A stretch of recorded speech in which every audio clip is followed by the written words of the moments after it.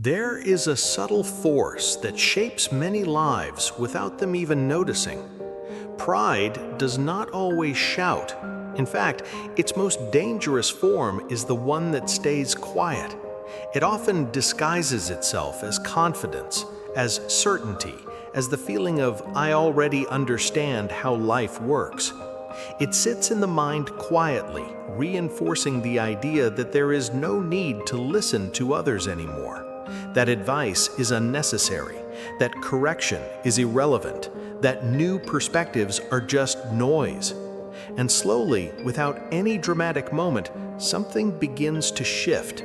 Learning stops, not because knowledge is no longer available, but because the person becomes convinced they already have enough.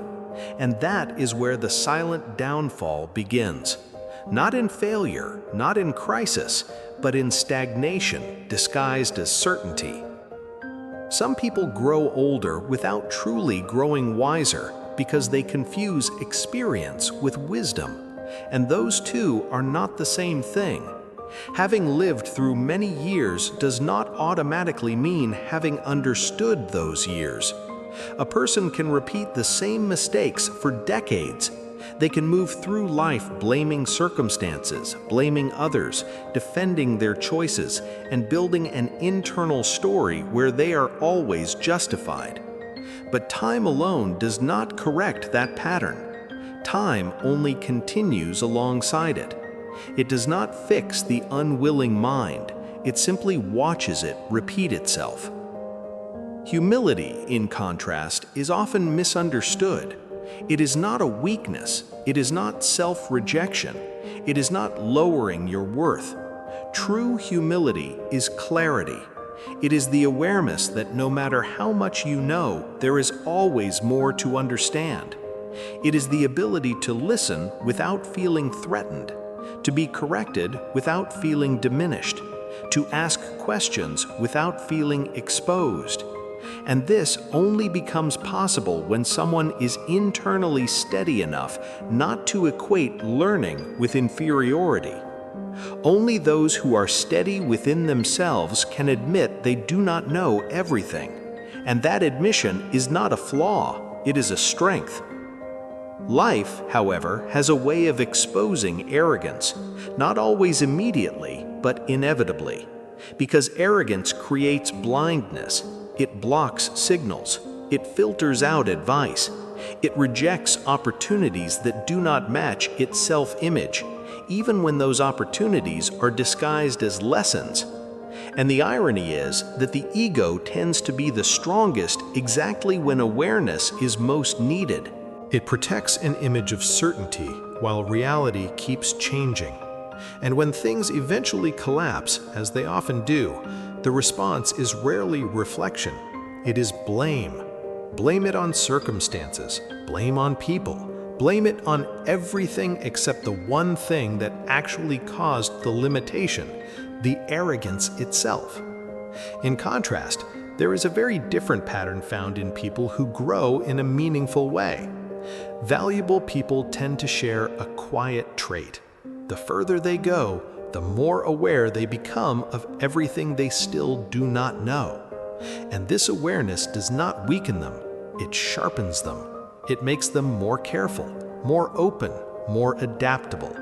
Because once someone truly understands the scale of what they do not know, they stop wasting energy pretending to be complete. They stop performing certainty. They stop trying to appear above others, and they start focusing on growth instead of image. That shift changes everything. It also becomes easier to recognize something important in others. Some people constantly need to appear superior, those who rely on comparison, those who feel uncomfortable unless they are above someone in a conversation, in knowledge, or in opinion. But real understanding does not behave that way. Someone who truly knows does not spend their time proving it. They do not need to dominate discussions. They do not need to correct everything. They do not need to make others feel small to feel secure. True wisdom is quiet. It creates space. It allows others to think. It does not demand attention. False wisdom, on the other hand, depends on attention. It needs an audience. It needs validation. It needs to constantly reinforce itself. One inspires calm, the other creates tension. And over time, the difference becomes visible not in what is said, but in how a person carries themselves. Life eventually puts both approaches to the test, because reality does not adjust itself to self-image, it reveals it. The proud mind often struggles when reality does not align with what it expects.